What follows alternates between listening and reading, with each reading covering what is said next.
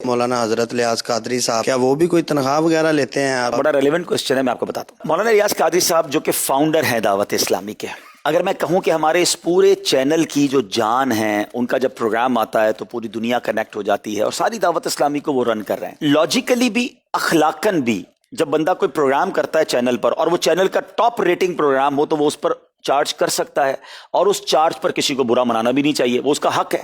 ٹھیک ہے، ایک تو امیر اہل سنت کا وہ one of the top ranking program Madani Muzakarah Hare Saturday بھی ہوتا ہے، اور بعض اوقات تو پورا مہینہ ہوتا ہے۔ رمضان میں وہ مہینے کے 60 کے قریب مدنی مذاکرے کر رہے ہوتے ہیں، وہ اس کی رائلٹی لے سکتے ہیں، وہ اس پر چارج کر سکتے ہیں۔ اس کے علاوہ امیر اہل سنت کا ایک اور بڑا کام، جو کہ امیر اہل سنت نے کتابیں لکھی ہیں۔ آپ کی کتابیں ہزاروں میں نہیں، ملینز میں چھپتی ہیں۔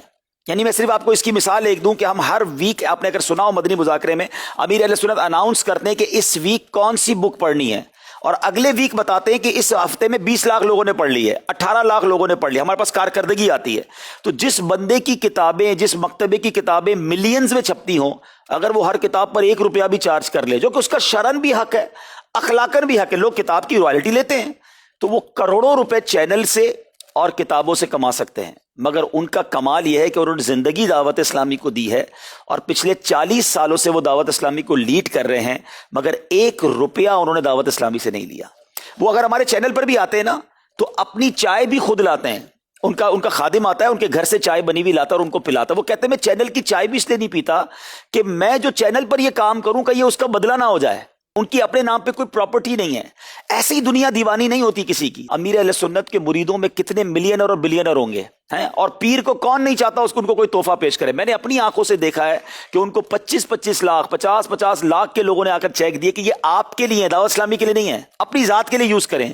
انہوں نے کہا میں نے اپنی ذات کے لیے کچھ نہیں رکھنا، دعوت اسلامی کو دینے تو دے دو۔ انہوں نے پیسے واپس کیے، اور آج یہ دنیا کے کروڑوں لوگوں کے دلوں کی دھڑکن اسی لیے ہیں کہ انہوں نے یہ درویشانہ زندگی گزاری۔ لیکن اگر موقع ملتا تو میں ان کا بستر اور ان کا بیڈ روم آپ کو دکھاؤں کہ کروڑوں لوگوں کا جو پیر ہے آج بھی چٹائی پہ سوتا ہے، کیونکہ امیر اہل سنت رسول پر عمل کرتے ہیں الحمدللہ۔ آپ کی جب ملاقات ہوگی تو آپ انشاءاللہ دیکھیں گے کہ ہم نے لاکھوں ہزاروں پیروں کو دیکھا کہ لوگ ان کے پاس جا کر نذرانہ دیتے ہیں۔